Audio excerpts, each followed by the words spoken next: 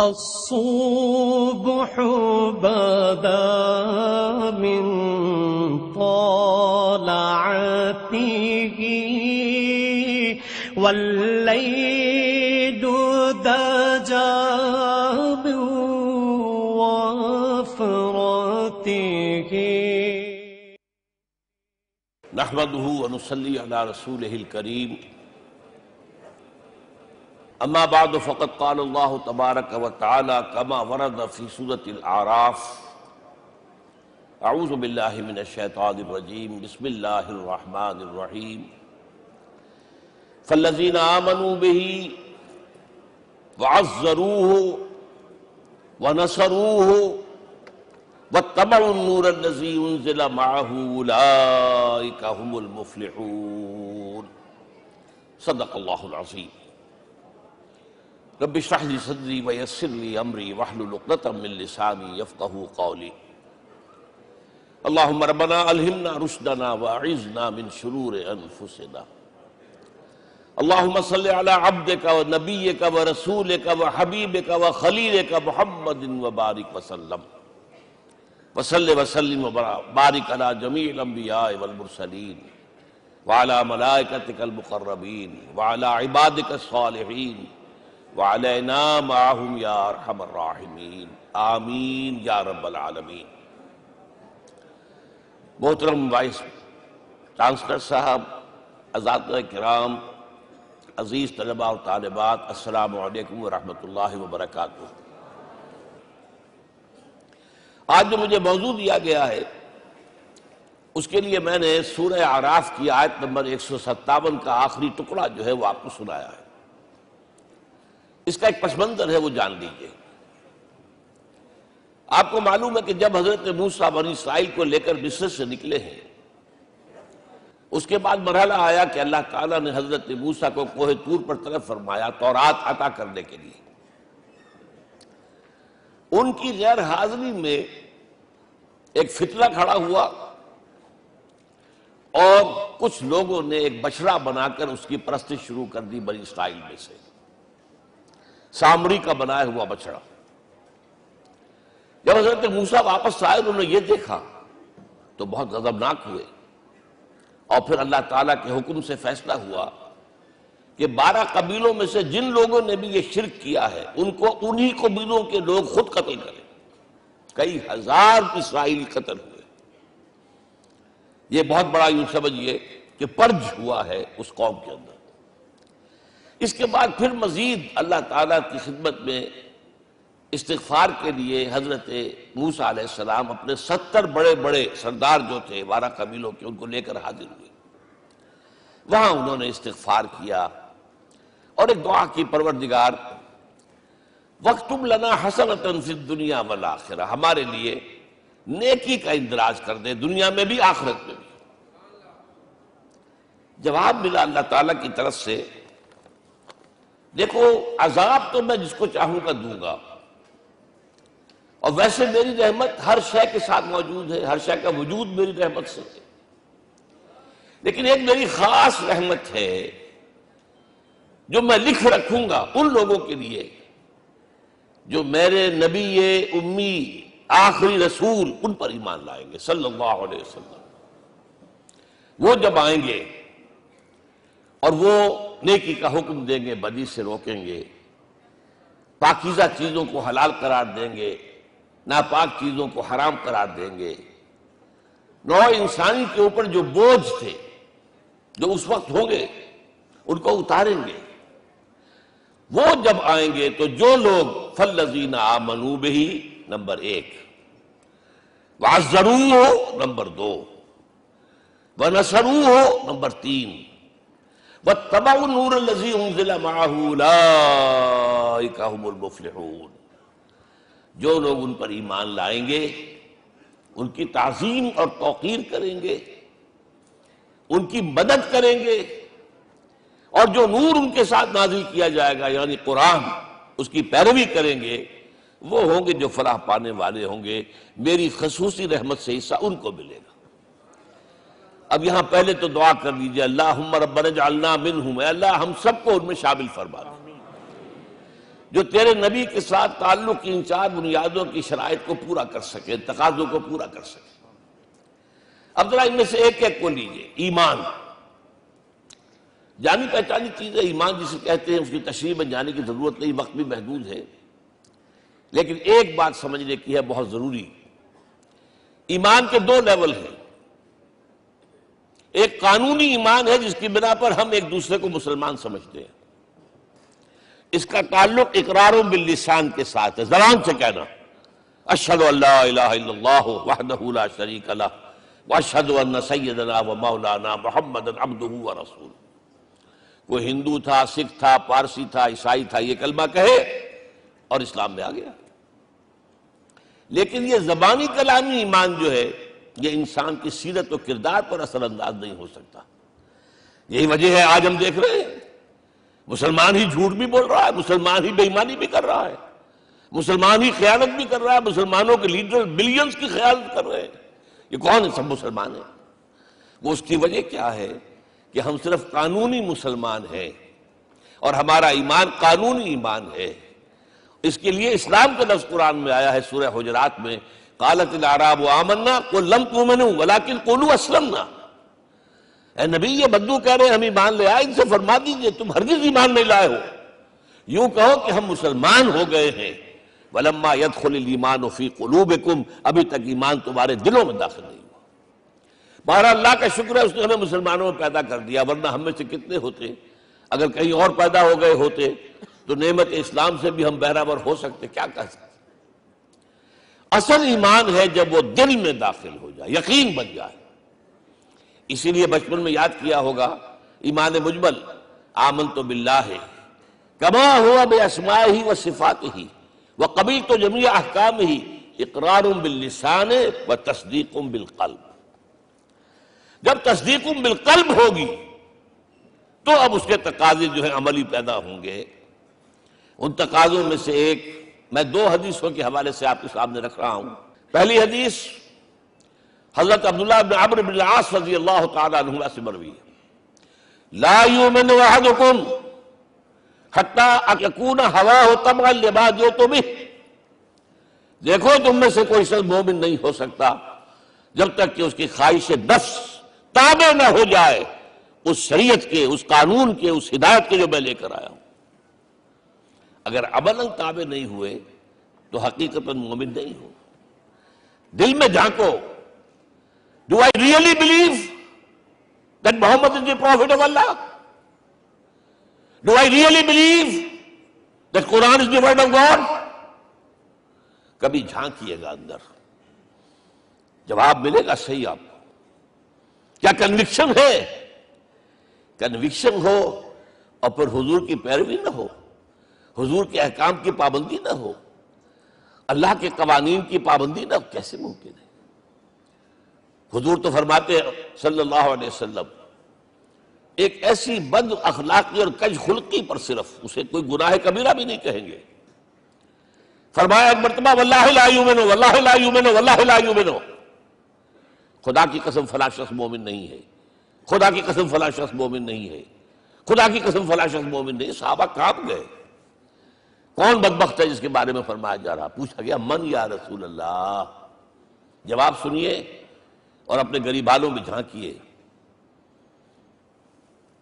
وہ شخص الذی لا یامن جارہ بوائقہ، وہ شخص جس کی شرارتوں کی وجہ سے اس کا پڑوسی چین میں نہیں ہے، امن میں نہیں ہے، وہ مومن نہیں ہے، خدا کی قسم نہیں ہے، خدا کی قسم نہیں ہے۔ کیسے علیحدہ کر لیں گے اس ایمان کو اعمال سے اور ایمان کو اخلاق سے؟ آگے چلیے، وہ جو حدیث حضرت ابو ہریرہ سے، اور یہ متفق علیہ، صرف بخاری کی نہیں ہے، بخاری جمع مسلم، لا یؤمن احدکم حتی اکون احب الیہ من والدہ وولدہ والناس اجمعین۔ تم میں سے کوئی شخص مومن نہیں ہو سکتا جب تک کہ میں اسے محبوب تر نہ ہو جاؤں، اپنے باپ سے بھی، اپنے بیٹے سے بھی، اور تمام انسانوں سے۔ جھانک لیجئے دل میں، صورتحال یہ ہے یا نہیں ہے؟ کیوں محبوب ہو جائیں؟ اس لیے کہ آپ کے ذریعے ہدایت ملی ہے، آپ کے ذریعے ہم اللہ سے جڑے ہیں، اور آپ کو معلوم ہے دنیا میں کوئی شاہ ہدایت نہیں، نعمت نہیں ہے جب تک کہ نعمت ہدایت نہ ہو۔ اگر صحت اچھی ہے، ہدایت نہیں ہے، تو بدماشیاں کریں گے، کیا کریں گے؟ آپ کو معلوم ہے صحت اچھی جو ہے کہ جا کے کھپے گی، اگر ہدایت نہیں ہے، اگر دولت ہے ہدایت نہیں، کیا کریں؟ گلچھرے اڑائیں گے، عیاشیاں کریں گے، لوگوں پر اپنی دولت کا روب گانٹیں گے۔ اولاد ہے، ہدایت نہیں ہے، یہ اولاد سہار روح بھی بن جائے گی کہیں آپ کے لیے۔ کوئی شے نعمت نہیں ہے جب تک کہ نعمت ہدایت نہ ہو، اور ہدایت ہمیں ملی محمد الرسول اللہ صلی اللہ علیہ وسلم کے ذریعے۔ تو آپ سے بڑھ کر محبوب کون ہوگا؟ اس کے ضمن میں ایک بڑا پیارا واقعہ آتا ہے۔ حضرت عمر سے پوچھتے ہیں حضور ایک مرتبہ، عمر تمہیں مجھ سے کتنی محبت ہے؟ اندازہ کیجئے اس قدر اپنائیت کسی سے ہوتی ہے تب یہ سوال ہوتا ہے، عمر تمہیں مجھ سے کتنی محبت ہے؟ عرض کیا حضور مجھے آپ دنیا کے ہر انسان سے زیادہ محبوب ہیں۔ فرمایا اور اپنی جان سے؟ ذرا سا توقف کیا، دل میں جھانکا، ہاں حضور اب میں یہ بھی کہتا ہوں کہ میری جان سے بھی زیادہ عزیز ہے مجھے۔ آپ نے فرمایا الان عمر اب پہنچے ہو جو مقام ہے، اب درکار ہے، جو مطلوب ہے۔ تو محبت اس درجے کی، اطاعت اس درجے کی، اگر نہیں ہے تو ایمان نہیں ہے۔ ہاں قانونی ایمان ہے، اب مسلمان ہے، اللہ کا شکر ہے، بہت بڑا فضل ہے۔ اب اگلے بات پر آئیے، الضروح، ان کی توقیر، ان کی تعظیم کرے۔ یہ تعظیم کس درجے میں؟ اب وقت بہت کم ہے، میں صرف آپ کو سورہ حجرات سے مثال دے رہا ہوں۔ فرمایا گیا یا ایھا الذین آمنوا لا ترفعوا اصواتکم فوق صوت النبی ولا تجہروا لہ بالقول کجہر بعضکم لبعض ان تحبط اعمالکم وانتم لا تشعرون۔ اے ایمان والو، کبھی اپنی آواز کو حضور کی آواز سے بلند تر نہ کر دینا۔ کبھی جس طرح بلند آواز سے ایک دوسرے سے بات کرتے ہو ایسے نہ کر بیٹھنا، مبادا تمہارے سارے اعمال حبط ہو جائیں اور تمہیں پتہ بھی نہ چلے۔ تم تو کہو گے میں نے کوئی گناہ کبیرہ تو نہیں کیا، میں نے کوئی ڈاکہ نہیں ڈالا، چوری نہیں کی، کوئی زنا نہیں کیا، کوئی شراب نہیں پی، لیکن یہ سوء ادب، لا ترفعوا اصواتکم فوق صوت النبی ولا تجہروا لہ بالقول کجہر بعضکم لبعض ان تحبط اعمالکم وانتم لا تشعرون۔ یہاں ایک میں عملی بات بھی آپ کے سامنے رکھ دوں۔ صحابہ کے بارے میں تو بات سمجھ میں آ گئی کہ اپنی آوازیں پست رکھیں، ہم کیسے کریں؟ ہمارا ایک طرز عمل ہونا چاہیے۔ اگر کسی گفتگو میں کوئی شخص کہ حضور نے یہ فرمایا ہے، کبھی یہ نہ کہے میں نہیں مانتا، ہاں توقف کر لیں، بھائی میں تحقیق کروں گا کہ واقعی یہ حدیث صحیح ہے یا نہیں ہے، ٹھیک، ضروری نہیں کہ جو کہہ دے مان لیں آپ۔ محدثین نے کتنی محنتیں کر کر کے چھانٹی کی ہے، لہذا یہ، لیکن فوراً اگر آپ نے کہا نہیں میں نہیں مانتا، یہ عقل کے خلاف ہے، یہ فلاں ہے، یہ وہ ہے، یہ ہے کہ جو آپ سوء ادب کے مرتکب ہو رہے ہیں نبی اکرم صلی اللہ علیہ وسلم کی بارگاہ میں۔ ہاں توقف کریں، غور کریں، تحقیق کریں، معلوم ہو کہ یہ حدیث پختہ نہیں ہے، مستند نہیں ہے، پھر دوسری بات ہے۔ اور یہ جان لیجئے ہمارا جو معاشرہ ہے اس کا ایک قانونی جو ہے احاطہ ہے۔ یہ بھی سورہ حجرات کی پہلی آیت ہے، یا ایھا الذین آمنوا لا تقدموا بین یدی اللہ ورسولہ۔ اللہ اور اس کے رسول کے احکام کا دائرہ ہے، اس کے اندر اندر رہو، باہر نہیں نکل سکتے۔ لیکن اس دائرے کے اندر ایک مرکزی شخصیت جس کی دل آویزی، جس کا حسن سلوک، جس کا حسن کردار، جس کا حسن اخلاق مرکز بن جائے، تمام لوگوں کی جذباتی محبت کا مرکز بن جائے، اگر یہ نہیں ہوگا تو معاشرہ مضبوط نہیں ہوگا۔ محض قانون اور دستور پر معاشرہ مضبوط نہیں ہوتا۔ کسی شخصیت، اب آپ کو معلوم ہے آخر ہندوستان کے معاشرے میں گاندھی کا ایک مقام ہے کہ نہیں ہے؟ آخر یہ سارا معاملہ چل رہا ہے اسی کے گرد کے نہیں؟ ماؤ زے تونگ کے معاملہ ہے کہ نہیں ہے؟ یہ سارا معاملہ دنیا میں عام لوگ کہہ دیتے، ریشنلسٹ لوگ، کہ ان چیزوں کی کیا ضرورت ہے؟ بھائی قانون دیکھنا چاہیے، دستور دیکھنا چاہیے، حکم دیکھنا نہیں بھائی، جذباتی وابستگی، کہ ایک ہستی تو ایسی ہو کہ جس کے کچھ کہنے پر فوراً زبانیں بند ہو جائیں، اور اس کا نقشہ میں سعودی عرب میں دیکھتا ہوں، اگر وہاں کے دو بدو لڑ رہے ہوں سخت اور ایک دوسرے کو کھانے کو دوڑ رہے ہوں، کوئی شخص کہتے صلی علی النبی، فوراً خاموش. معلوم ہوتا ہے آگ کے اوپر کسی نے پانی ڈال دیا، خاموش، صلی علی النبی، صرف یہ کہنے سے. یہ جذباتی وابستگی اگر محمد سے نہیں ہے صلی اللہ علیہ وسلم تو آپ کا معاشرہ کبھی مضبوط نہیں ہوگا.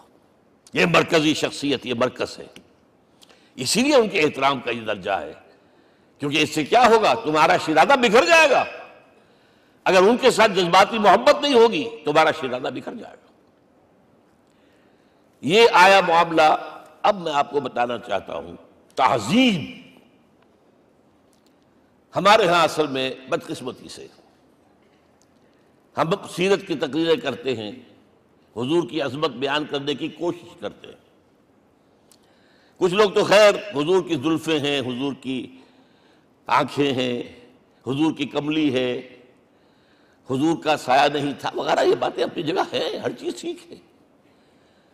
لیکن یہ جان لیجئے حضور کی اصل عظمت ایک نبی اور رسول کی حیثیت سے ہے، اور وہ شے وہ ہے جہاں جبرائیل کے بھی پر جل رہے ہیں، اس کی حقیقت کون جانتا ہے. میں ایک مثال دے رہا ہوں آپ کو کہ حضور 100 میں مثال رکھا کرتے تھے. آج روزہ رکھا، شام کو افطار نہیں کیا، وہ رات کو چل رہا ہے روزہ، اگلے روز پھر وہ کنٹینیو کر رہا ہے شام تک، 2 دن کا 100 میں مثال، 3 دن کا بھی رکھتے تھے. صحابہ نے اجازت چاہی، حضور ہمیں بھی اجازت دے دیں. نہیں، آج کے حضور آپ تو رکھتے ہیں، ہمیں منع کرتے ہیں. اب سنیے، ایکم مثلی، تمہیں سے کون ہے مجھ جیسا؟ ابھی تو عند ربی، میں تو اپنے رب کے پاس رات گزارتا ہوں. ہوا یطعمنی ویسقین، وہ مجھے کھلاتا اور پلاتا ہے. کیا سمجھیں گے ہم؟ کیا ہماری سمجھ میں آئے گا؟ یہ معاملہ نبوت کے جو اسرار و رموز ہیں، ان کا جو مقام اور مرتبہ ہے، وہ کوئی نبی پہچان سکتا، غیر نبی تو پہچان ہی نہیں سکتا. ایک ڈاکٹر کا کیا مقام ہے اپنے فن میں، وہ کوئی ڈاکٹر ہی سمجھ سکے گا نا، غیر ڈاکٹر کہاں سمجھے گا. اور حقیقت میں وہی سمجھے گا جو اس سے بھی اوپر کا ڈاکٹر ہے، نیچے والا تو نہیں سمجھ سکتا. جو کمتر ہے وہ تو صرف اوپر دیکھے گا، اللہ اللہ خیر صلی اللہ. جو اوپر ہے اور ظاہر ہے محمد سے اوپر کوئی نہیں صلی اللہ علیہ وسلم. یہی وجہ ہے، دیکھیے شیخ سعدی کو کیا کہنا پڑا، یا صاحب الجمال و یا سید البشر من وجهك المرير لقد نور القمر لا يمكن الثناء كما كان حقه بعد از خدا بزرگ توئی قصہ مختصر. اے محمد صلی اللہ علیہ وسلم، آپ کی ثنا جیسے کہ حق ہے ہو ہی نہیں سکتی. غالب اس سے بھی آگے گیا ہے، میں بات ابھی آپ کو سناتا ہوں شعر اس کا. آپ کی ثنا کا حق ادا ہو ہی نہیں سکتا، بس ہم یہ جانتے ہیں اللہ کے بعد آپ کا مقام. غالب جو آگے گیا ہے کہتا ہے، غالب ثنائے خواجہ بیزداں گزاشتیم کہاں ذات پاک مرتبہ دان محمد است. اے غالب، ہم نے تو حضور کی ثنا تو اللہ کے حوالے کر دی ہے، اس لیے کہ وہی ذات پاک جانتا ہے مرتبہ محمد کا کیا ہے صلی اللہ علیہ وسلم. ہم بیان کرنے کی کوشش کریں گے تو توہین کر بیٹھیں گے. ایک لطیفہ ہے، ایک بیچارہ کوئی دیہاتی کہیں پھنسا ہوا تھا کسی جگہ، تھکا ہوا چل رہا تھا، ڈپٹی کمشنر صاحب جا رہے تھے، کار میں بٹھا لیا. اب اس نے کہا، پتر تینوں اللہ پٹواری کرے. اب اس غریب کے جو ہے اس کے ذہن میں تو پٹواری سے اوپر تو کچھ ہے ہی نہیں. اس کے قلم سے جو ہے ادھر کا انتقال ادھر ہو گیا، ادھر کی ادھر چلی گئی. تو اس ڈی سی کو وہ تعریف کر رہا ہے اپنے سمجھ کے مطابق، پٹواری کرے. تو ہم کہیں پٹواری والا معاملہ نہ کریں. ہاں، ایک پہلو ایسا ہے جس کے حوالے سے حضور کی عظمت ہماری سمجھ میں آئے گی. حضور ایک انسان کی حیثیت سے کیا تھے، ایک باپ کی حیثیت سے آپ کا کیا طرز عمل تھا. ذرا یاد کیجئے، جگر گوشہ رسول حضرت فاطمہ بطول رضی اللہ تعالیٰ عنہ وہ حاضر ہوتی، ابا جان دیکھیے چکی پیس پیس کر یہ گھٹے پڑ گئے میرے ہاتھ میں. کہ کنویں سے پانی لاتی ہوں، مشکیزیں کہ یہاں پر بندیاں پڑ گئی۔ حضور اب تو عام لوگوں پر بھی آسانیاں ہیں، لوگوں کے ہاں غلام آ گئے ہیں، کنیزیں آ گئی ہیں، مال و دولت آ گئی ہے، مجھے بھی کوئی غلام کنیز عطا ہو جائے۔ اور آپ کو معلوم ہے یہ لخت جگر، نور چشم، محمد کی سب سے پیاری بیٹی صلی اللہ علیہ وسلم، کوئی شک نہیں اس میں، فاطمہ، کیا بیتی ہوگی حضور کے قلب پر۔ لیکن فرمایا کیا بیٹی، یہ دنیا کی چیزیں ہماری لیے نہیں ہیں، میں تمہیں اس سے بہتر شے دیتا ہوں، تسبیح فاطمہ، ہر نماز کے بعد 33 مرتبہ سبحان اللہ، 33 مرتبہ الحمدللہ، 33 مرتبہ اللہ اکبر کہہ لیا کرو۔ لیکن سوچ لیجئے دل پر کیا گزری ہوگی صلی اللہ علیہ وسلم۔ حضرت عائشہ سے پوچھئے، حضرت خدیجہ سے پوچھئے، حضور کیسے شوہر تھے؟ آپ سے زیادہ خواتین کے حق میں نرم، گھر کے کام کا جھاڑو دے رہے ہیں، کپڑے جو ہیں بوسیدہ انہیں سی رہے، گھر میں بیٹھے ہوئے یہ کام کرتے تھے۔ بہرحال ایک بات میں آپ سے عرض کروں، آپ انسان کی جس حیثیت کا بھی ذہن میں تصور کریں گے وہ ساری حیثیتیں محمد میں موجود ہیں صلی اللہ علیہ وسلم۔ محمد حاکم کی حیثیت سے بھی ہیں، محمد سب سالار کی حیثیت سے بھی ہیں، محمد قاضی القضات بھی ہیں، محمد ہیڈ آف دی اسٹیٹ بھی ہیں، محمد بیویوں والے بھی ہیں، اولاد والے بھی ہیں، محمد 5 وقتہ امام بھی ہیں، جمعے کے خطیب بھی ہیں، مدرس قرآن بھی ہیں، مربی بھی ہیں، مزکی بھی ہیں، اور ہر میدان میں بلند ترین مقام۔ کوئی ایسی جامع شخصیت ملے گی؟ ہمارے ہاں تو حال یہ ہے کہ جو خطیب صاحب ہوتے ہیں وہ 5 وقتہ نماز کیسے پڑھا سکتے ہیں؟ ان کا تو اونچا مقام ہے۔ 5 وقتہ نماز کے لیے تو علیحدہ چاہیے امام آپ کو، اور وہاں بھی ایک امام سینئر ہوگا، وہ عشاء مغرب اور فجر پڑھائے گا، ایک جونیئر ہوگا بیچارہ، وہ جو خاموش نماز ہے وہ پڑھائے گا۔ 5 وقتہ نماز پڑھا رہے ہیں محمد صلی اللہ علیہ وسلم، اور خطیب بھی وہی ہے، مربی بھی وہی ہے، مزکی بھی وہی ہے۔ ہمارے ہاں جو لوگ تزکیہ نفس کے میدان میں ہیں وہ پھر جماعت کبھی نہیں کراتے، کبھی نہیں دیکھا ہوگا آپ نے کسی صاحب کو کراتے ہوئے۔ یہ جامعیت جو ہے، جامعیت کبریٰ۔ میں صرف ایک بات کہا کرتا ہوں، ایک اعتبار سے حضور کا اسوہ نامکمل ہے۔ آپ مجھے سوء ادب کا مرتکب نہ قرار دے دیں، اسوہ کیا ہے؟ عورت کے لیے اس کی اپنی نسوانی زندگی کے لیے اسوہ آپ میں نہیں ہے، آخر نصف انسانیت ہے، اسے بھی اسوہ چاہیے۔ یہ ہے جس کی وجہ سے حضور نے شادیاں کی ہیں زیادہ۔ خواتین کے لیے اسوہ حضور کے ازواج مطہرات ہیں، اور ان میں سب سے بڑھ کر جو بالکل یوں سمجھیے کہ آغاز کے اندر نوجوانی میں آ گئی ہیں حضور کی خدمت میں، نہایت ذہین و فطین، انہوں نے پھر عورت کی زندگی کے لیے حضور کا جو طرز عمل تھا وہ انہوں نے بیان کیا نا۔ اس لیے سورہ احزاب کے اندر اس کا تذکرہ ہے، جہاں یہ آتا ہے لَقَدْ كَانَ لَكُمْ فِي رَسُولِ اللَّهِ أُسْوَةٌ حَسَنَةٌ، وہیں پر یا نساء النبی لستن کأحد من النساء، اے نبی کی بیویوں تم عام عورتوں کے مانند نہیں ہو، تمہیں تو اسوہ بننا ہے امت کے لیے۔ اب اس سے اگلا قدم میں بڑھا رہا ہوں آگے، اور اس کے ساتھ جڑ جائے گی تیسری بات۔ تیسری بات کیا ہے؟ وَنَّصَرُوهُ، اس کی مدد کریں صلی اللہ علیہ وسلم۔ پہلی بات تو یہ نوٹ کیجئے، حضور انتہائی غیور انسان تھے، انتہائی غیور۔ یہ کہا جاتا ہے کہ اگر حضور گھوڑے اس میں سوار ہوتے تھے اونٹ پر، اور آپ کا کوڑا نیچے گر گیا تو آپ یہ کسی سے نہیں کہتے تھے کہ ذرا یہ میرا کوڑا مجھے پکڑا دینا، یہ بھی گوارا نہیں تھا، آپ اونٹ بٹھا کر نیچے اتر کر اپنا کوڑا خود اٹھاتے تھے۔ کسی سے اپنے ذاتی کام کے لیے کوئی مدد مانگنا امکان ہی نہیں۔ بلکہ ایک واقعہ تو وہ ہے جب بھی میں تذکرہ کرتا ہوں میری آنکھوں میں آنسو آ جاتے ہیں، یہ ہجرت کے وقت کا واقعہ ہے۔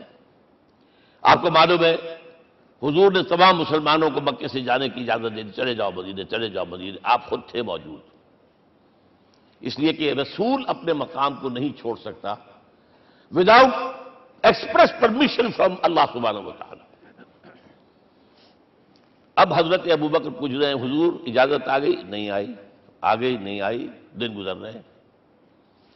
حضرت عائشہ کی روایت ہے کہ ایک روز ہم نے دیکھا دوپہر کے وقت آ رہے ہیں حضور، کپڑے سے اپنا سر جو ہے ڈھانپا ہوا ہے.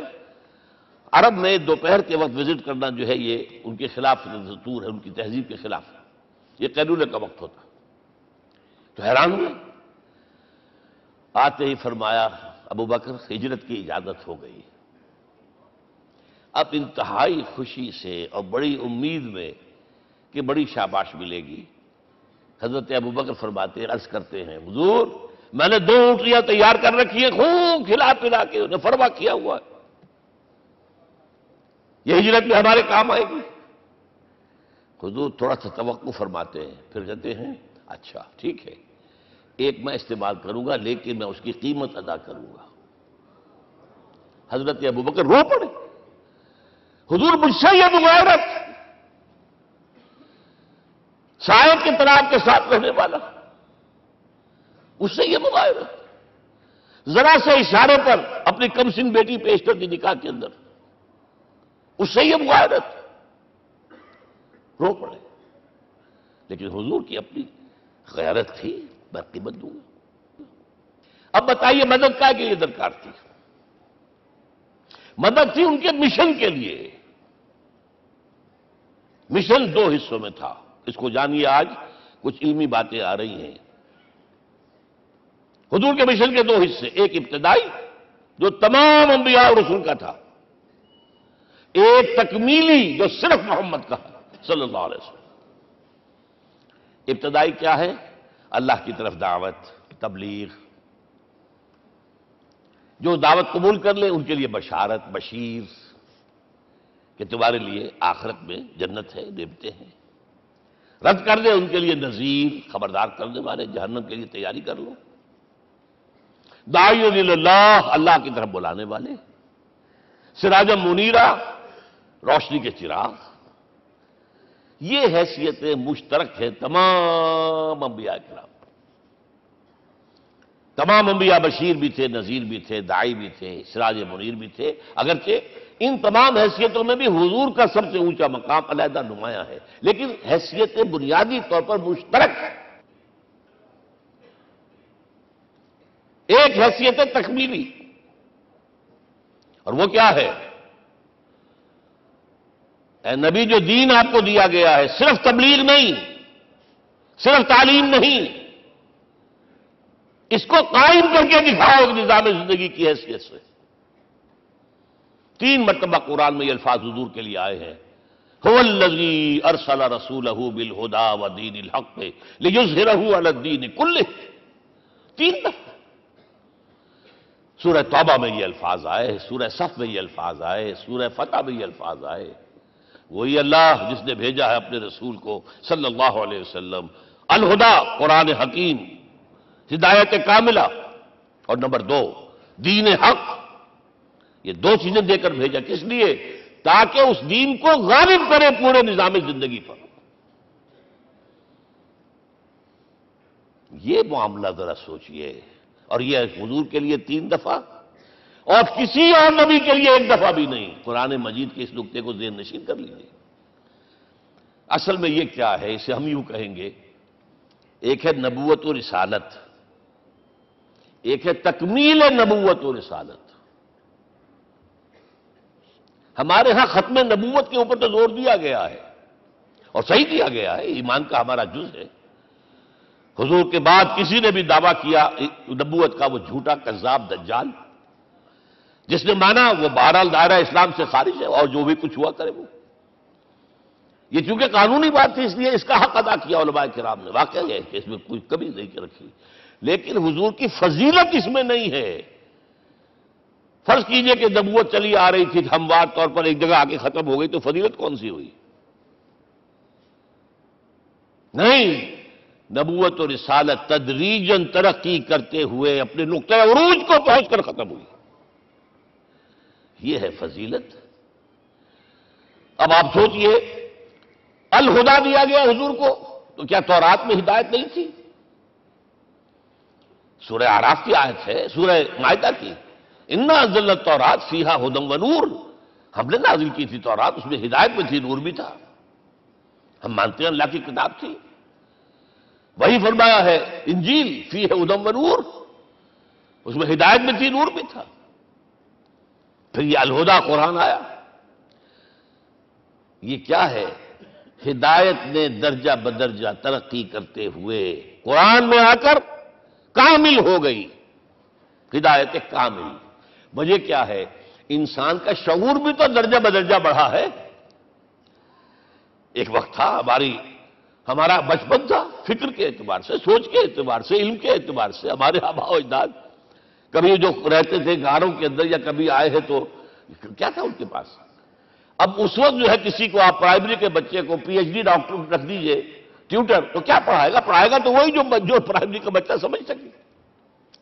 لہذا وہ جو کہا گیا تھا آدم کو اس زمین کی خلافت دیتے، فَإِمَّا يَأْتِيَنَّكُم مِّنِّي هُدًى فَمَن تَبِعَ هُدَايَ فَلَا خَوْفٌ عَلَيْهِمْ وَلَا هُمْ يَحْزَنُونَ۔ یہ ہدایت رفتہ رفتہ آئے گی آئے گی آئے گی آئے گی۔ اور یہ بات جان لیجئے، پروفیسر ڈاکٹر محمد شریف نے جو کتاب لکھی ہے فلسفے کی تاریخ پر، اس میں بتایا ہے کہ 1200 برس انسانی تاریخ کے بہت ہی پروڈکٹیو ہے فلسفیانہ فکر کے لیے۔ From 600 BC to 600 AD 1200 years, سارے فلسفے اسی میں پیدا ہوئے۔ سقراط، بقار، افلاطون اور یہ سب نکل گئے، اور کنفیوشس بھی آ گیا، تاؤ بھی آ گیا، اور بدھ بھی آ گیا، جین بھی آ گیا، سب آ گئے، سب آ گئے۔ گویا کہ انسان جب کچھ سوچ سکتا تھا، جتنا سوچ سکتا تھا سوچ چکا۔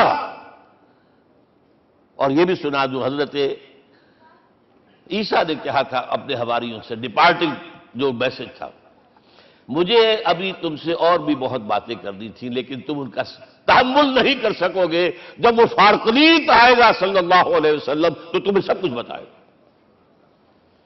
لہذا جب انسان بلوغت کو پہنچا ہے فلسفیانہ فکر کے اعتبار سے، تب، اور یہ بھی نوٹ کر لیجئے، بہت اہم بات کہہ رہا ہوں، چند مہینے غار حرا کی تنہائیوں میں اللہ تعالیٰ نے حضور کو وہ سارا ذہنی سفر طے کرایا ہے۔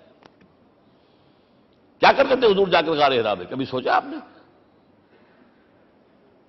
اگر آپ یہودیوں میں پیدا ہوئے ہوتے تو یہودی طرز پر آپ عبادت کرتے،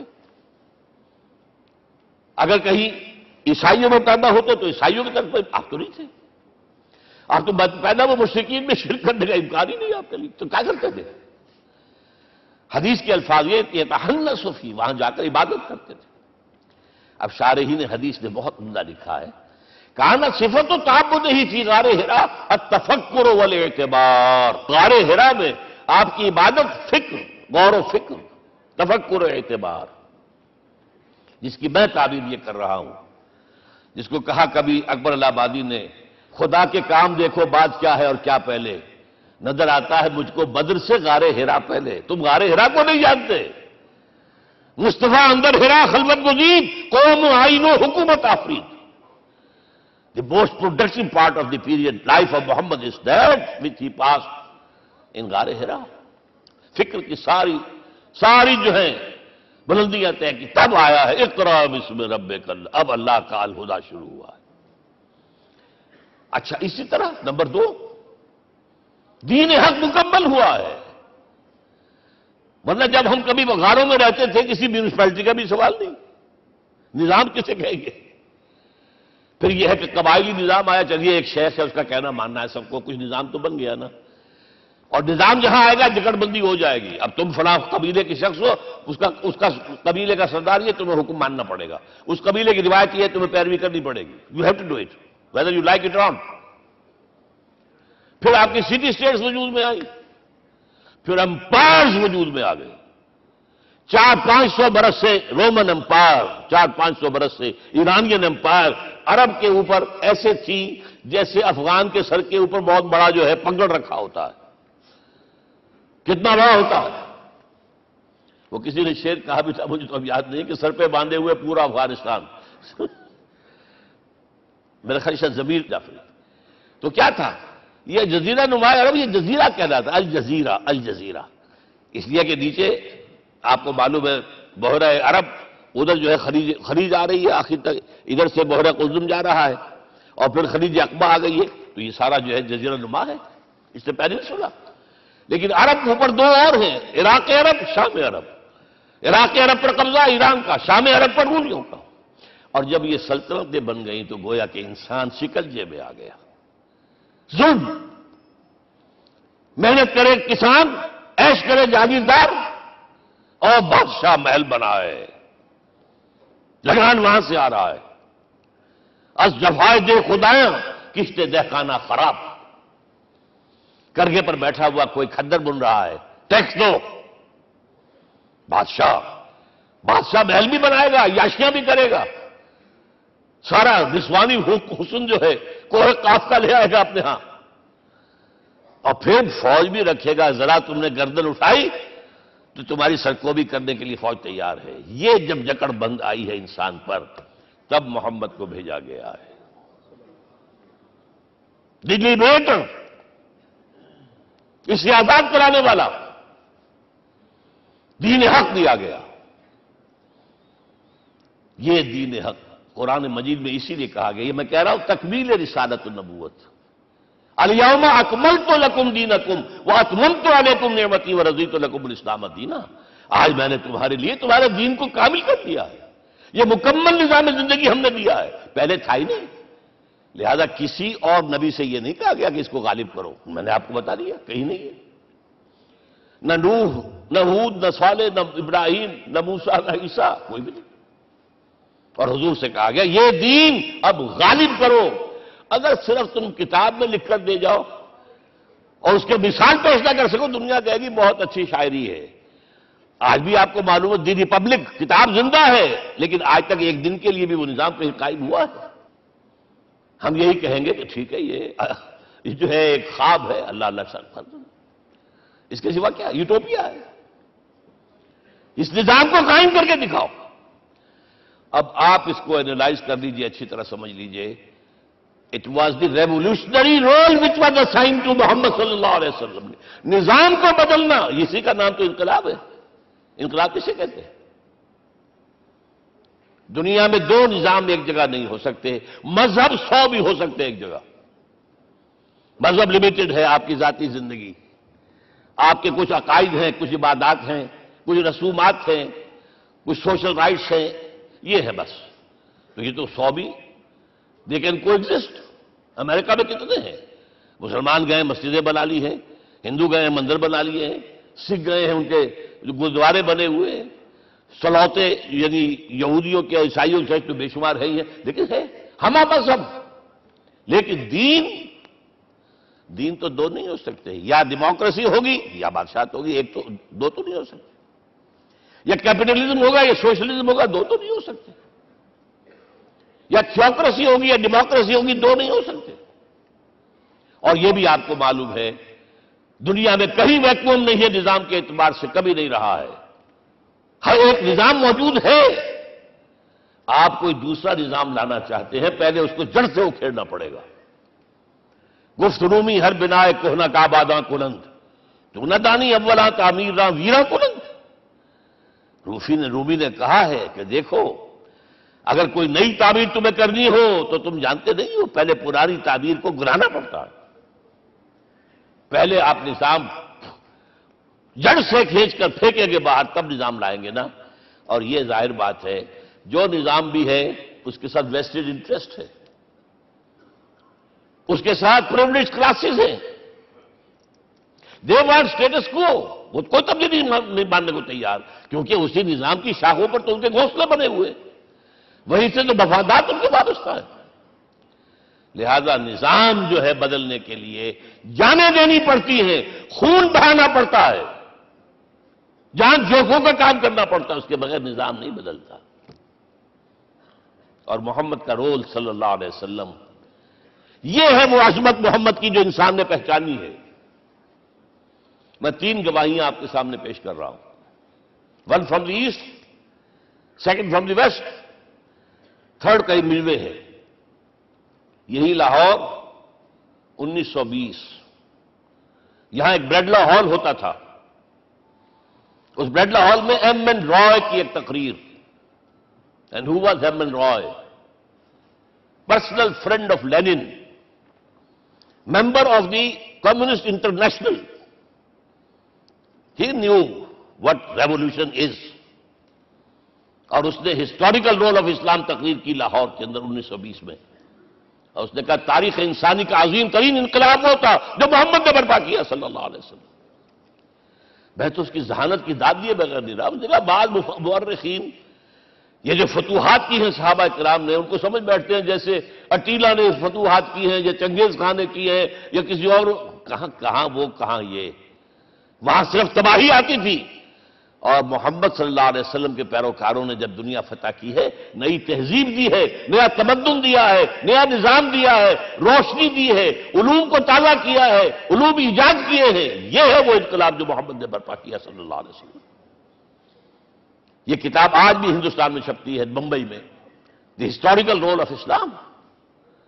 اور میں سمجھتا ہوں کہ ہندو ہے، کمیونسٹ ہے، اور گواہی دے رہا ہے۔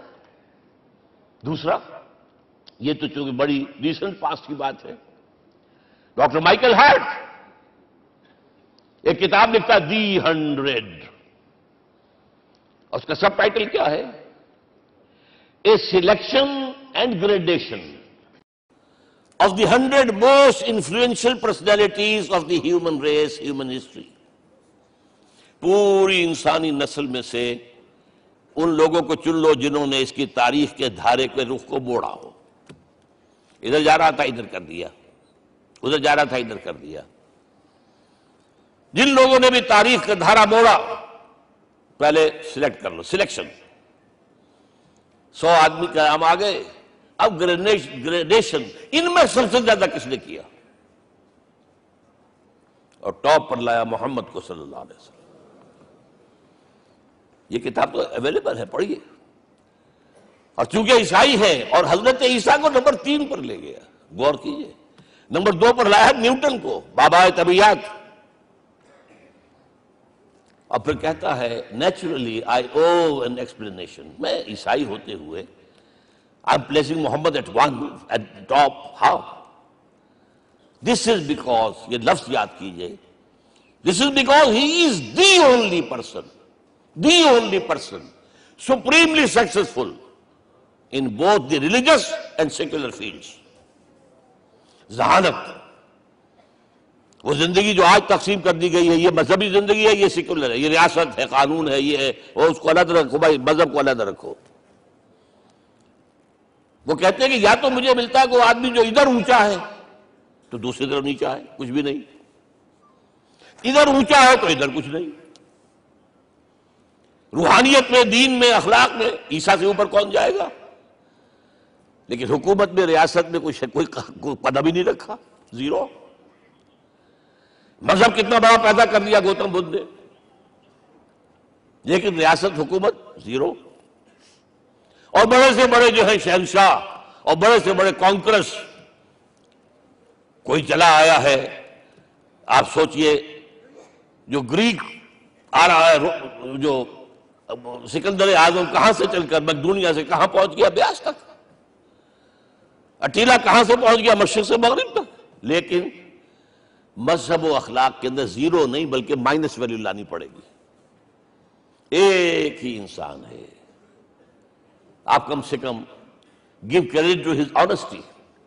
ایک ہی انسان، دو ہے ہی نہیں۔ He is the only person supremely successful in both the religious and the secular fields۔ اب آئیے تیسری میں گواہی دے رہا ہوں ایک ایسے شخص کی جو ویسے شاتم رسول ہے، گالیاں دی ہیں اس نے، بدترین گالیاں دی ہیں، رقیق حملے کی، جیسے رشدی نے کیے ہیں، ایسے تسلیمہ نسرین نے کیے ہیں، سب اس طرح کے کیے ہیں۔ وہ ایچ جی ویلز ہے، فکشن سٹوری رائٹر، ہسٹورین بھی ہے، 2 کتابیں ہیں اس کی تاریخ پر، تاریخ انسانی عالم، short history of the world and concise history of the world. جو رقیق حملے کیے ہیں میں اس کا ذکر نہیں کر، ذکر اس لیے کر دیا کہ معلوم ہے وہ دشمن ہے، دوست نہیں ہے۔ اگر کسی کا دوست ہوگا تو تعریف کر ہی گیا، وہ دشمن ہے۔ میں اسٹیبلش کرنا چاہتا ہوں، his enemy۔ اور عربی زبان کا ایک مقولہ یہ ہے کہ الفضل ما شہدت بہ الاعداء، فضیلت تو وہ ہوتی ہے جس کی گواہی دشمن دے۔ جب وہ آیا ہے concise history of the world میں، چیپٹر آخری حضور کا، جو حضور کے چیپٹر میں جو آخری بات، خطبہ حجۃ الوداع کو کوٹ کیا ہے، لا فضل لعربی علی عجمی ولا لعجمی علی عربی ولا لأحمر علی اسود ولا لأسود علی احمر الا بالتقوی.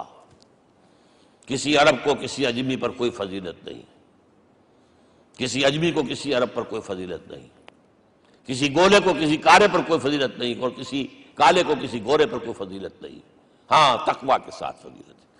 اب ذرا میرا ایک ایک لفظ نوٹ کیجئے، کیا لکھتا ہے اس پر؟ Although the sermons of human freedom, fraternity and equality were said before also, and we find a lot of these sermons in Jesus of Nazareth.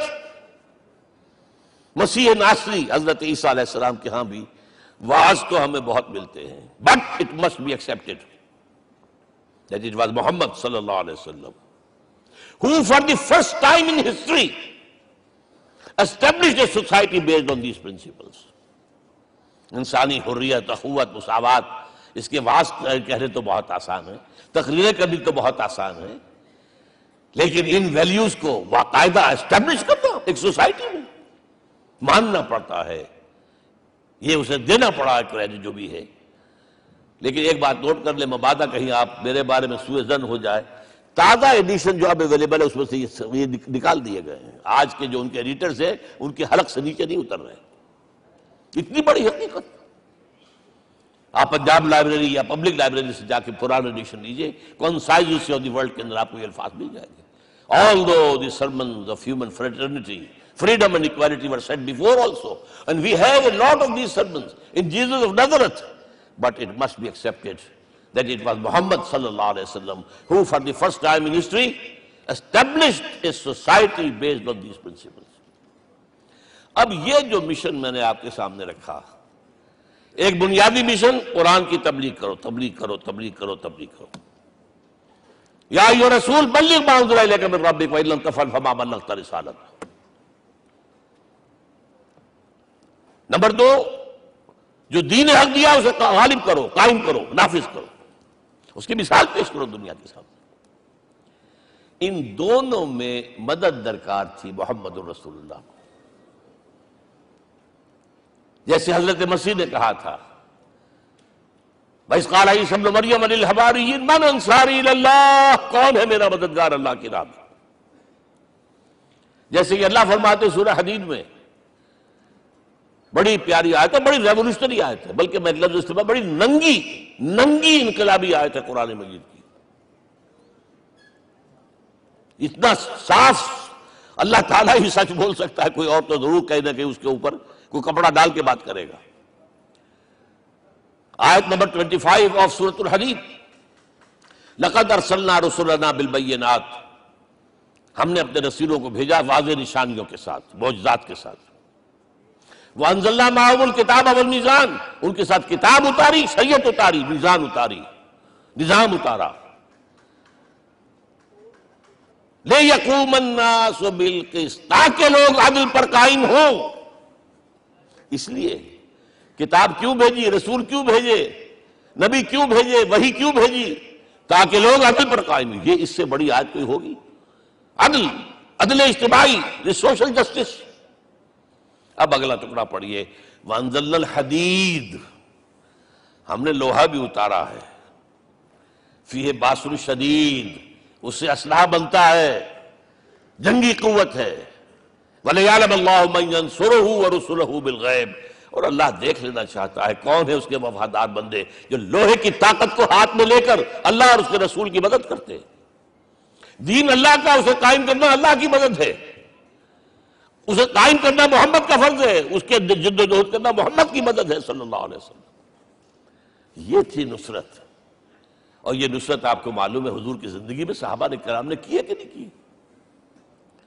جو شخص ایمان لایا فوراً داعی بن گیا، فوراً. ابو بکر ایمان لائے، اور 6 جو ہیں عشرہ مبشرہ میں سے چوٹی کے صحابہ، وہ ان کی دعوت پر ایمان لائے. سعد ابن ابی وقاص، طلحہ، زبیر، عثمان، سعید ابن زید، یہ سب کون ہیں؟ حضرت ابو بکر کی دعوت. نوجوان ہیں.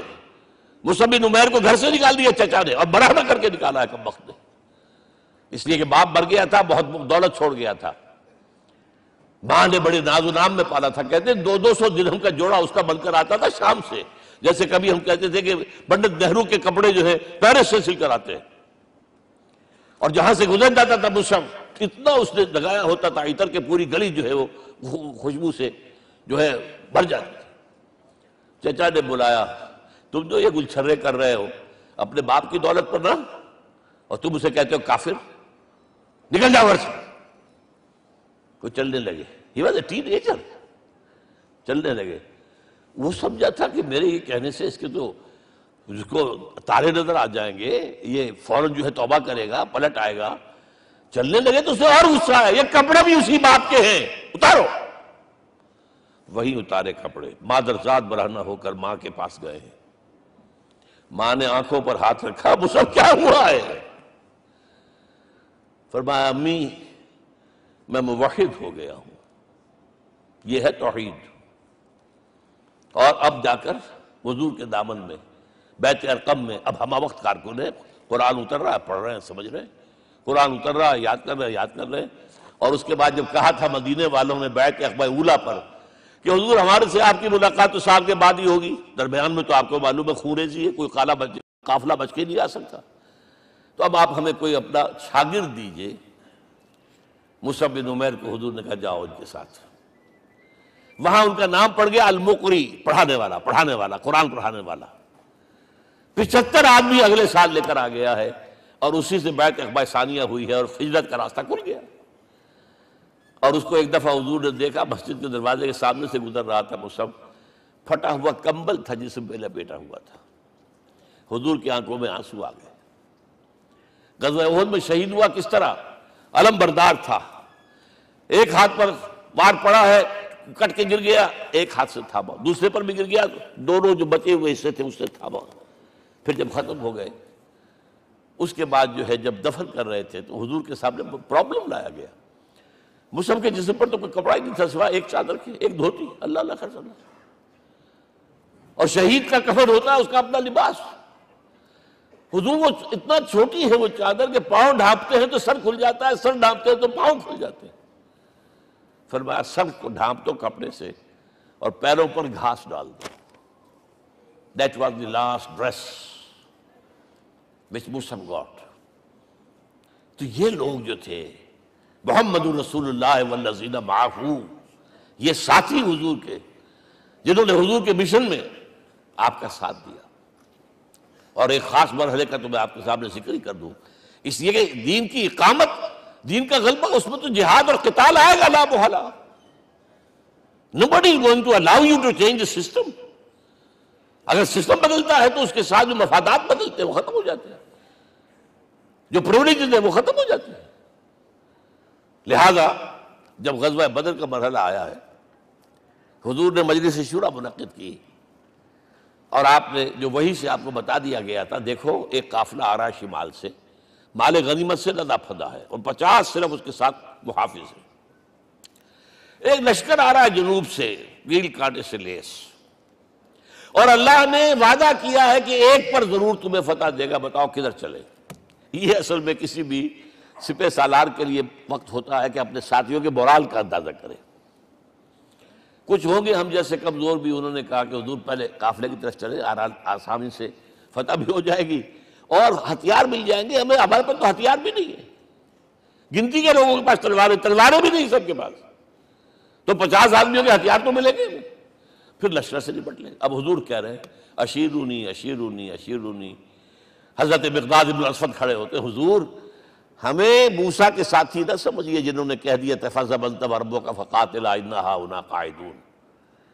ہم موسیٰ کے ساتھی نہیں ہیں، ہم آپ کے جانثار ہیں، آپ جو آپ کی نیت ہے آپ بسم اللہ کیجئے، اب آپ کو کیا پتا ہمارے ذریعے آپ کو اللہ تعالیٰ آنکھوں کی ٹھنڈک عطا فرمائے۔ حضور پھر فرمایا مجھے مشورہ دو، مجھے مشورہ دو۔ تب خیال آیا سعد ابن عبادہ رضی اللہ تعالیٰ عنہ کو، جو رئیس انصار تھے، ہو نہ ہو یہ ہماری طرف روئے سخن ہے، کیونکہ بیعت عقبہ ثانیہ جس کے نتیجے میں ہجرت ہوئی ہے اس میں طے یہ ہوا تھا کہ اگر یہ مکے والے مدینے پر حملہ آور ہوں گے آپ کو ختم کرنے کے لیے، ہم آپ کی حفاظت ایسے ہی کریں گے جیسے اپنے بیوی بچوں کی۔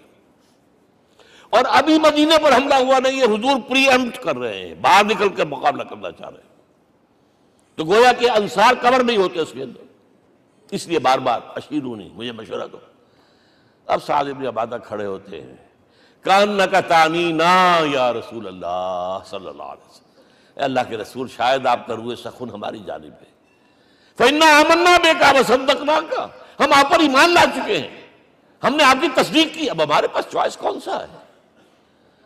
اگر آپ آگے چلیں ہم پیچھے چلیں گے، اگر برق الغماد تک پہنچیں گے ہم اپنی اونٹنیوں کو دبلا کر دیں گے، یمن کا آخری شہر جو ہے برق الغماد، اور اگر آپ ساحل سمندر پر کھڑے ہو کر اپنی سواری سمندر میں ڈالیں گے ہم بھی ڈال دیں۔ بہرحال یہ مراحل ہیں کہ جن سے گزر کر حضور نے اللہ کے دین کو غالب کیا اور قائم کیا، اور اس ہر سطح پر، ہر مرحلے پر صحابہ کرام نے آپ کا ساتھ دیا، جہاں آپ کا پسینہ گرا وہاں انہوں نے اپنی خون کی ندیاں بہا دی۔ محمد رسول اللہ والذین معہ اشداء علی الکفار رحماء بینہم، یہ ہے در حقیقت عظمت محمد صلی اللہ علیہ وسلم۔ آج کے دور میں سمجھ لیجئے اچھی طرح، یہ دور جس کا کہ فاتح ہیں حضور، فاتح سے مطلب افتتاح کرنے والے، اس دور میں اجتماعی نظام کی اصل اہمیت ہے۔ اجتماعی نظام غلط ہے، ایکسپلائٹیٹو ہے، تقسیم دولت کا نظام غلط ہے۔ کیا ہوگا؟ ایک طرف دولت جمع ہوگی، ایکومولیشن آف ویلتھ، ایک طرف بھوک، افلاس، فاقہ ہوگا۔ شاہ ولی اللہ دہلوی کہتے ہیں کہ جس معاشرے میں تقسیم دولت کا نظام غلط ہو جائے، یہ دو دھاری تلوار ہے، دو دھاری، دونوں طرف کاٹتی ہے۔ ایک طرف دولت جمع ہوگی تو عیاشیاں ہوں گی، بدماشیاں ہوں گی، گلچرے ہوں گے، وہ بھی خراب، معاشرے کے لیے خراب، اور ایک طرف فقر ہوگا اور بھوک ہوگی اور فاقہ ہوگا، یہ بھی خراب۔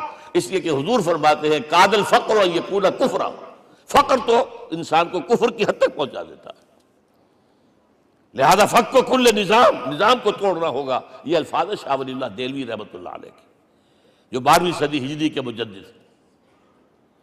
اس نظام کو بدلنا، اب آپ سوچئے حضور صلی اللہ علیہ وسلم نے جب اپنے اس مشن کی تکمیل کر لی، تو میں اب دو باتیں آپ کو بتا رہا ہوں۔ چونکہ حضور کی بعثت صرف عرب کے لیے نہیں تھی، صرف عربوں کے لیے نہیں تھی، صرف ملک عرب کے لیے نہیں تھی۔ اگر یہ ہوتا تو آپ کا کام مکمل ہو گیا تھا، پورے عرب میں اللہ کی حکومت قائم ہو گئی، ایک ایک شخص تک قرآن پہنچ گیا۔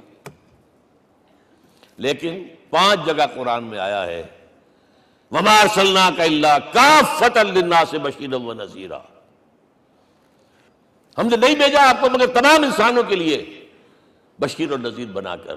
لہذا کام مکمل نہیں ہوا۔ اقبال کہتا ہے وقت فرصت ہے کہاں، کام ابھی باقی ہے، نور توحید کا اتمام ابھی باقی ہے۔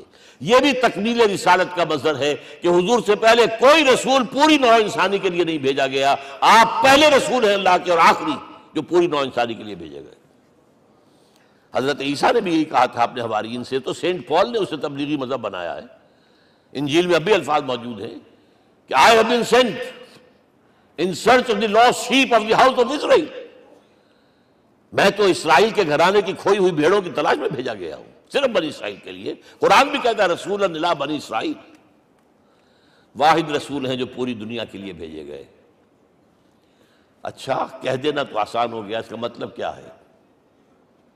جب تک پوری دنیا پر اللہ کا دین غالب نہ ہو، محمد کا مقصد بعثت ہنوز شرمندہ تکمیل ہے، اور یہ ہوگا، اس کی خبر دی ہے۔ یہ ایک تحفہ میں لے کر آیا آپ کے لیے، 8 صفحے ہیں، لیکن یہ سمجھیے کہ یہ سونے کے حروف سے شر لکھے ہوئے ہیں، وہ احادیث، وہ آیات جن میں حضور نے خبر دی ہے کہ پوری دنیا پر اللہ کا دین غالب ہوگا۔ ہو نہیں سکتا کہ دنیا ختم ہو جائے اور محمد کا مقصد بعثت ابھی مکمل نہ ہو، ناممکن۔ جن آیات کو پڑھیے، ان میں پھر احادیث پڑھیے۔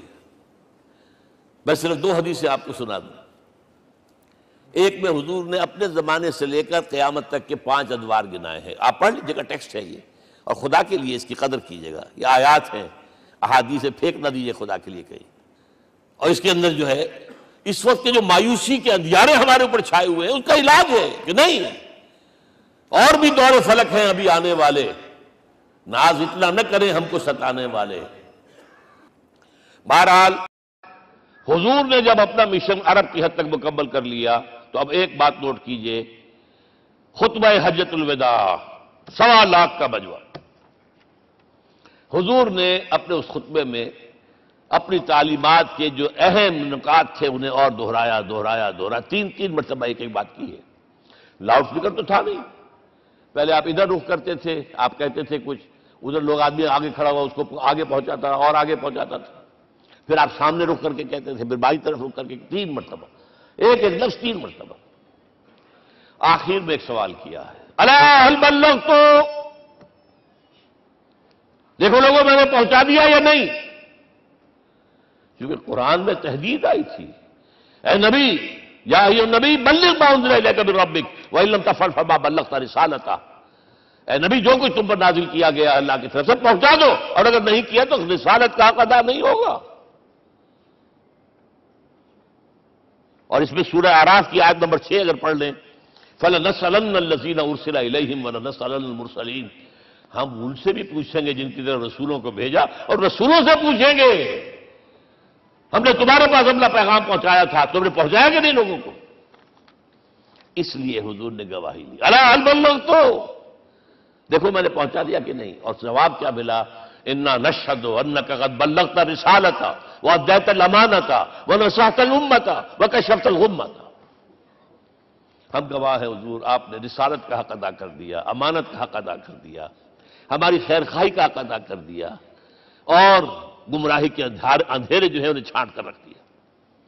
اب آپ نے آسمان کی طرف نگاہ کی، انگشت شہادت سے وہی 3 مرتبہ اللہم اشہد اللہم اشہد اللہم اشہد، اللہ تو بھی گواہ ہے، یہ مان رہے۔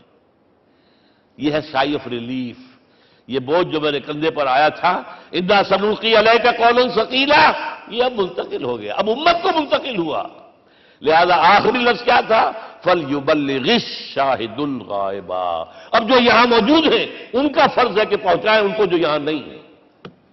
میں صرف تمہارے لیے رسول نہیں ہوں، ایک فرد نوع بشر تک دنیا میں جو اس وقت ہے، اور ایک فرد نوع بشر جو آخر تک آئے گا قیامت تک، اس تک قرآن پہنچانا تمہارے ذمہ ہے۔ ہم نے نہیں پہنچایا، اسی لیے آج ہم اللہ کے عذاب میں ہیں۔ آج کیوں ذلیل کے کل تک نہ تھی پسند گستاخی فرشتہ ہماری جناب میں؟ 1.5 بلین مسلمان، لیکن عزت نام کی کوئی شے ہے؟ G7 G9 G11 G13 G15 کوئی مسلمان بھی ہے ان میں؟ نہ 3 میں نہ 13 میں، نہ G7 میں نہ G15 میں، نن۔ اتنی بڑی تعداد، سیکیورٹی کونسل میں کسی سیٹ کی امید ہے؟ نن۔ آپ کے وسائل پر ان کا قبضہ ہے، آپ کی ٹیکسیشن کے احکام وہاں سے آ رہے ہیں، ریٹ بڑھاؤ، چینی کے اس کے بڑھاؤ، اور فلاں کے بڑھاؤ، اور بجلی کے بڑھاؤ، اور تیل کے بڑھاؤ، کیا ہو رہا ہے؟ کیوں دلیل ہے؟ اور نمبر 2، آج دنیا میں خون اگر بہ رہا ہے تو صرف مسلمان کا ہو گیا، مانند آب ارضا مسلمان کا لہو۔ 60 سال سے کشمیر اور فلسطین، پھر درمیان میں صومالیہ، چچنیا، کوسوو، یہ سب بوسنیا، پھر آپ کو معلوم ہے فلپائنز، پھر جو کچھ ہوا افغانستان میں، اور جو کچھ ہوا اب ہو رہا ہے، جو کچھ ہوا عراق میں، یہ کیوں ہے؟ We are criminals number 1، we have not done our duty. ہم نے قرآن کو اپنا امام نہیں بنایا، دوسروں کے سامنے کیا پیش کریں گے؟ ہمارا اپنا سارا نظام سود کے اوپر مبنی ہے۔ بہرحال پہلا فرض یہ ہے، اب اس کو پہنچاؤ، اور یہاں تک فرمایا بلغوا عنی ولو آیۃ، پہنچاؤ میری جانب سے چاہے ایک ہی آیت، preach on my behalf۔ یہ کام جو ہے جو کہا گیا تھا، واقعہ یہ کہ میں 50 برس سے کر رہا ہوں، یہ آج کی بات نہیں ہے۔ تکمیل اور تدوین فن میں جو بھی حفیظ کا حصہ ہے، نصف صدی کا قصہ ہے، 2-4 برس کی بات نہیں۔ میں میڈیکل کالج کے زمانے سے درس قرآن دے رہا ہوں، جب یہ طلبہ کے اجتماعات کے ذریعے درس قرآن ہوتا تھا، جماعت اسلامی کا رکن تھا تو درس قرآن ہوتا تھا، اور اس کے بعد سے میری زندگی کا بیشتر وقت اس میں لگا، بیشتر اور بہتر۔ یہ حضور کا حکم ہے، پہنچاؤ میری جانب سے چاہے ایک ہی آیت پہنچاؤ۔ اچھا، نمبر 2، اب حکم دیا گیا، اس کی مثال میں دے رہا ہوں آپ کے سامنے۔ جب ایران کے ساتھ جنگ شروع ہوئی ہے تو سپہ سالار افواج ایران رستم نے وفد بلایا ہے، اے عربو، تم پہلے بھی ہم پر حملے کیا کرتے تھے، لیکن پہلے لوٹ مار کر کے واپس چلے جاتے تھے۔ یہ جان لیجئے، یہ ہسٹری کا ایک موقع ہے خاص، کہ ایک سیٹلڈ سویلائزیشنز ہوتی ہیں اور ایک وہ جو رہتے ہیں سطح مرتفع پر، وہاں پانی نہیں ہوتا، وہ فصل کہاں سے آ جائے گی، یا ریگستان میں جو وہاں بستے ہیں وہ کیا کرتے ہیں؟ وہ وقتاً فوقتاً جاتے ہیں، جھپٹا مارتے ہیں، لوٹ مار کرتے ہیں، لے کر وہاں سے دولت آتے ہیں، اسی پر ان کی گزارا تھا۔ تم پہلے بھی آیا کرتے تھے، لوٹ مار کر کے چلے جاتے، اس دفعہ پیچھا نہیں چھوڑ رہے بڑے کیا؟ ایسی پیاری، یہ کئی روایتوں میں آیا ہے، الفاظ مختلف ہو سکتے ہیں۔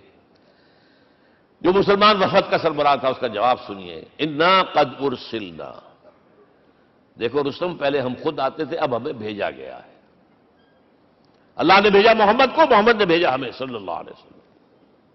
کس لیے؟ لنخرج الناس من ظلمات الجہالت الى نور الایمان ومن جور الملوک الى عدل الاسلام، اس لیے بھیجا گیا ہمیں کہ نوع انسانی کو شرک اور کفر کی جہالتوں سے نکال کر ایمان کی روشنی میں لائیں، اور بادشاہوں کے ظلم و ستم کے پنجے سے نجات دلا کر عدل اسلام۔ دیکھو ہمارا خلیفہ چٹائی پر بیٹھتا ہے، عمر رضی اللہ تعالیٰ عنہ، اس کے تو کوئی خدم و حشم نہیں ہے، کوئی باڈی گارڈ نہیں ہے۔ ایک آیا تھا سفیر ایران کا، مدینے میں آ کر گھوما پھرا، کوئی محل نظر نہیں آیا اسے، پوچھتا ہے مسلمانوں سے، اینا ملککم، بھائی تمہارا بادشاہ کہاں ہوتا ہے؟ جواب ملا، لیس لنا ملکن بل لنا امیر، ہمارا کوئی بادشاہ نہیں، ہمارا امیر ہے۔ کہاں ہے بھائی؟ ہمارے بیت المال کے کچھ اونٹ گم ہو گئے تھے کہ بھائی ملے نہیں، ہمارا خلیفہ تلاش کرنے گیا۔ اب اس نے کسی کو لیا ہوگا، آئیڈینٹیفائی کر سکے، ڈھونڈ کر جا کر ایک جگہ دیکھا، دھوپ تیز ہو گئی تھی، حضرت عمر تھک گئے تھے، لہذا ایک درخت کے سائے میں اپنے کوڑے کا تکیہ بنا کر لیٹے ہوئے استراحت فرما رہے، کوئی خادم نہیں، کوئی خدم و حشم نہیں، کوئی باڈی گارڈ نہیں۔ اس وقت وہ کھڑے ہو کر کہتا ہے، عمر تم عدل کرتے ہو، تمہیں کوئی خوف نہیں ہے، ہمارے بادشاہ ظلم کرتے ہیں، لوگوں کا خون پیتے ہیں، انہیں ہر وقت ڈر رہتا ہے، انہیں اونچی اونچی فصیلیں چاہیے، انہیں باڈی گارڈ چاہیے، انہیں حفاظتی دستے چاہیے۔ یہ مثال پیش کی ہے نا، یہ کوئی فیری ٹیلز تو نہیں ہے، یہ تو آج کی تاریخ ہے، 1400 برس پرانی تاریخ ہے بھائی، کوئی پرانی نہیں ہے، کوئی 10,000 سال پرانی بات نہیں ہے۔ اور وہی عمر ہے، انہیں بلایا گیا ہے بیت المقدس، وہاں جو مسلمانوں کا محاصرہ تھا وہ طول کھینچ گیا، فصیل بہت اونچی مضبوط، اور اندر ہر طرح کا رسد بھی موجود ہے، راشن بھی ہے، پانی بھی ہے۔ عیسائیوں کا قبضہ تھا، عیسائی پادری آئے فصیل پر، مسلمانوں تم اگر قیامت تک بھی یہاں پڑے رہے محاصرہ کر کے، یہ کبھی فتح نہیں ہوگا شہر، ہاں یہ فتح ہونا ہے، ہماری کتابوں میں ہے، لیکن ایک درویش بادشاہ کے ہاتھوں فتح ہوگا، تمہارے اندر ہمیں وہ درویشی نظر نہیں آ رہی۔ وہ چونکہ کچھ عرصہ ہو گیا تھا، شام میں پہنچ گئے تھے، خربوزے کو دیکھ کے خربوزہ رنگ پکڑتا ہے، اچھا لباس پہننا شروع کر دیا، اور وہاں تھے امین هذه الامہ ابو عبیدہ بن الجراح رضی اللہ تعالی عنہ، یکے 10 مبشرہ، ان کا فوراً کلک کیا، یہ بادشاہ مدینے میں بیٹھا ہوا تو ہے، یہاں سے ریکویسٹ کی گئی ہے آپ تشریف لائیے۔ اب 700 میل کا سفر ہے، کوئی ذاتی سفر نہیں، کسی بیٹے کے کنووکیشن میں کے لیے نہیں گئے، کوئی انٹوریج نہیں ہے، کچھ نہیں، ایک اونٹ، ایک خادم، اور اسی اونٹ پر راستے کا راشن، لہذا ایک آدمی بیٹھ سکتا ہے۔ اب ایک منزل خلیفہ اوپر تشریف فرما ہے اور خادم مہار پکڑ کر آگے چل رہا، اگلی منزل خادم اوپر بیٹھا ہے اور خلیفہ مہار پکڑ کے آگے چلتا ہے۔ جب آخری منزل آئی ہے تو باری ہو گئی اس خادم کی، اس نے ہاتھ جوڑ دیے، خدا کے لیے لوگ دیکھیں گے، مجھے ماریں گے، تمہیں شرم نہیں آئی؟ خلیفۃ المسلمین جو ہے وہ آگے آگے تمہارے چل رہے تھے، تم وہ براجمان تھے۔ حضرت عمر نے ڈانٹ پلائی، اب دوڑو دوڑو، نہیں باری تمہاری ہے۔ وہ بیٹھا ہوا اوپر، حضرت عمر پھنکیل پکڑ کر آ رہے ہیں، اور بیچ میں کہیں کیچڑ آ گیا تھا، جوتیاں بھی ہاتھ میں پکڑی ہوئی ہیں۔ اب وہاں آتے ہی انہیں لے جایا گیا فصیل کے سامنے، انہوں نے اوپر سے اپنی کتابیں دیکھی، ہاں یہی ہے درویش بادشاہ، یہ فتح نہیں ہوا تھا یروشلم، یہ ایک صلح کے طور پر انہوں نے دیا ہے، کھول دیا، آ جاؤ۔ اور انہوں نے شرط رکھوائی تھی کہ کہیں یہاں یہودیوں کو آباد نہیں ہونے دیں گے آپ۔ حضرت عمر نے اتنی رعایت کی تھی یہودیوں کے لیے کہ وہ یہاں آئیں، اپنے مقدس مقامات کی زیارت کر کے جا سکتے ہیں، لیکن یہاں سیٹل نہیں ہو سکتے، اس لیے وعدہ تھا۔ یہ وعدہ جو ہے سلطان عبدالحمید خان تک چلا ہے۔ بڑی سے بڑی رشوت پیش کی تھی زائنسٹ نے، تمہارے سارے قرضے ہم ختم کر دیں گے، تم جو ہے ہمیں فلسطین میں آباد ہونے کا حق دے دو۔ نہیں، جو معاہدہ عمر کا تھا اس میں میں کوئی ترمیم نہیں کر سکتا۔ تو یہ مثالیں ہیں جو پیش کی گئی ہیں۔ میں تو کہا کرتا ہوں، جب میں نے پڑھا تھا کہ کرنل جمال عبد الناصر کی بیٹی سائیکل پر جاتی ہے کالج، کیو این لائی کی بیٹی بھی سائیکل پر کالج جاتی ہے، احساس ہوا تھا عظمت ہے نا آخر، چاہے وہ کسی غیر میں ہو۔ اور واقعہ یہ ہے کہ میں بیان کرنے سے رہ نہیں سکتا، جب میں نے لال بہادر شاستری کے بارے میں سنا، he had no house in the whole of India۔ یہ تو بھارت کی ڈیموکریسی کا ایک معجزہ ہے۔ A person who doesn't own a house in the whole length and breadth of India and he rose to the position of Prime Minister۔ ہمارے ہاں کسی میونسپلٹی کا جو ہے ممبر نہیں بن سکتا، اس کی بیوی اپنے گھر میں خود کھانا پکاتی تھی، کوئی ملازم نہیں تھا۔ اور جب ہارٹ اٹیک ہوا ہے تاشقند میں، تو وہ جو مرتدم بات کی ہے اس نے ماتا جی سے کی ہے، بیوی سے نہیں کی۔ یہ ہماری مشرقی روایات ہیں، ماں کا مقام۔ لیکن یہ تمام مثالیں جو ہیں، پوری نوع انسانی 10 مرتبہ پیدا ہو کر ختم ہو جائے، حضرت عمر والی مثالیں نہیں لا سکتے۔ رات کو گشت کر رہے ہیں، ایک جگہ سے رونے کی آواز آئی، معلوم ہوا کہ بچے ہیں، بھوکے ہیں، رو رہے ہیں۔ ماں سے پوچھا گیا کیا معاملہ ہے، کہ کیا کروں، کچھ نہیں ہے، میں نے یہ آنڈی چڑھا دی ہے، چولہے کے اوپر آگ جلا دی ہے، بچوں سے کہا بھائی کچھ پک رہا ہے، ذرا انتظار کرو، سو جائیں گے۔ کانپ گئے، ایسے گئے سیدھے بیت المال، آٹے کی بوری اپنے غلام سے کہا میرے کندھے پر رکھ دیا، میں لے چلتا ہوں۔ نہیں، قیامت کے دن تم میرا بوجھ نہیں اٹھا سکو گے۔ اپنے کندھے پر بوری رکھ کر لائے ہیں، کھانا پکوایا، کھلایا بچوں۔ اب اگر حضور یہ کہے کہ سید القوم خادم ہوں، تو یہ حقیقت تھی کہ نہیں تھی؟ ورنہ اگر یہ مثال نہ آتی تو کہتے ہیں جی شاعری تو اچھی ہے، بہت اچھا شعر کہہ دیا، کوئی سردار بھی کبھی خادم ہوا ہے۔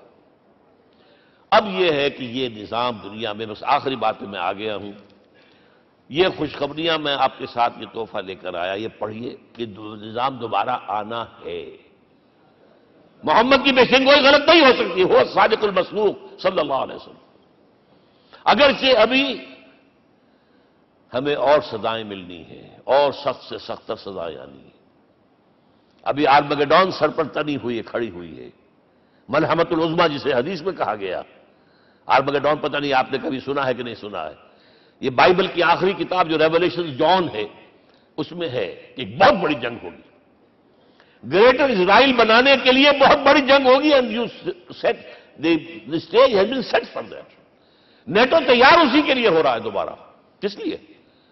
نیٹو چیف سے پوچھا گیا تھا کہ تمہارا دشمن جو تھا یو ایس ایس آر تو ختم ہوا، گھٹنوں کے بل پڑا ہوا ہے، اب کس کے لیے اس کو ایکسٹینڈ کر رہے ہو اور آرگنائز کر رہے ہو؟ اب ہمیں مسلم فنڈامنٹلسٹ سے نمٹنا ہے۔ یہ ہے وہ کروسیڈ جو شروع ہوئی۔ یہودی اور عیسائی نیو کنزرویٹوز، نیو کونس، یہ دونوں جڑے ہوئے ہیں، ایک 5 پوائنٹ ایجنڈا ہے ان کا جس پر دونوں کا اتفاق ہے۔ تو ابھی ہم پر بڑے برے وقت آنے ہیں، ہمیں سزائیں ابھی اور ملنی ہیں، لیکن ٹیبلز ول بی ٹرنڈ، دنیا میں اللہ کا دین قائم ہوگا، چاہے ابھی اور اپس اینڈ ڈاؤنز آئیں گے، لیکن ہوگا، لیکن ہوگی، وہ وقت آئے گا اللہ کا دین قائم ہوگا پوری دنیا میں۔ ایک حدیث میں آپ کو سنانے چلا تھا، حضرت ثوبان سے رضی اللہ تعالیٰ عنہ، مسلم شریف کی روایت ہے، حضور نے فرمایا ان اللہ زوالی الارض، اللہ نے میرے لیے پوری زمین کو لپیٹ دیا، فرائے تو مشارقہا و مغاربہا، میں نے اس کے سارے مشرق دیکھ لیے، سارے مغرب دیکھ لیے، فإن أمتی سیبلغ ملکھا ما زوئ لی منہا، میری امت کی حکومت ان تمام علاقوں پر قائم ہو کر رہے گی جو اللہ نے زمین کو لپیٹ کر مجھے دکھا دیے. یہ ہونا ہے. And that is going to be the end of this world. Armageddon بھی آ جائے گی پہلے، ملحمت العظمیٰ بھی آئے گا، سزائیں بھی ملیں گی، بالآخر وہ ہوگا. لیکن آخری بات، میرے اور آپ کے لیے مسئلہ لمحہ فکریہ کیا ہے؟ میں اور آپ کہاں کھڑے ہیں؟ Are we on the side of Allah or on the side of America? بہرحال یہ تو جو اپس اینڈ ڈاؤنز آنے ہیں، میرے اور آپ میں سے ہر شخص کے سوچنے کی بات یہ ہے، یہ تو انقلاب تو آئے گا، حضور کے ذریعے سے آیا، کچھ لوگ حضور کے ساتھی بن گئے، ان کی دنیا بن گئی، آخرت بن گئی، قیامت کے بعد جو کچھ ملنا ہے اللہ تعالیٰ روح و ریحان و جنت النعیم. کچھ رہ گئے کہ چاہے سگا چچا تھا محروم رہ گئے، ابو لہب. آج بھی یہ قافلہ ادھر چل رہا ہے. اقبال نے بالکل ٹھیک کہا ہے کہ دنیا کو ہے پھر مار کا روح و بدن پیش، تہذیب نے پھر اپنے درندوں کو ابھارا، اللہ کو پامر دیے مومن پہ بھروسہ، ابلیس کو یورپ کی مشینوں کا سہارا. اور صحیح کہا ہے، آخری بات جو کہہ رہا ہوں، ایک نکتہ میرا رہ گیا ہے، وَاتَّبَعُوا النُّورَ الَّذِي أُنزِلَ مَعَهُ، چوتھی بات، اور یہ کہ وہ لوگ جو اس نور کا اتباع کریں گے کہ جو ان کے ساتھ نازل کیا قرآن، اس لیے کہ قرآن ہی ذریعہ ہے، آلہ انقلاب ہے. قرآن انسانوں کو بدلتا ہے، افراد کو، افراد مل کر جماعت بن کر وہ جو انقلاب برپا کرتے ہیں. بٹ انڈیویجول چینج، اقبال کے الفاظ میں چوں بجا در رفت جہاں دیگر شود، یہ قرآن اگر کسی کے باطن میں اتر جاتا ہے تو اس کے اندر انقلاب آ جاتا ہے. He is a change person from within. وَاتَّبَعُوا النُّورَ الَّذِي أُنزِلَ مَعَهُ. لیکن آخری دور کے بارے میں چند اشعار سنا رہا ہوں. شب گریزاں ہوگی آخر جلوہ خورشید سے، یہ چمن معمور ہوگا نغمہ توحید سے، ہو کر رہے گا.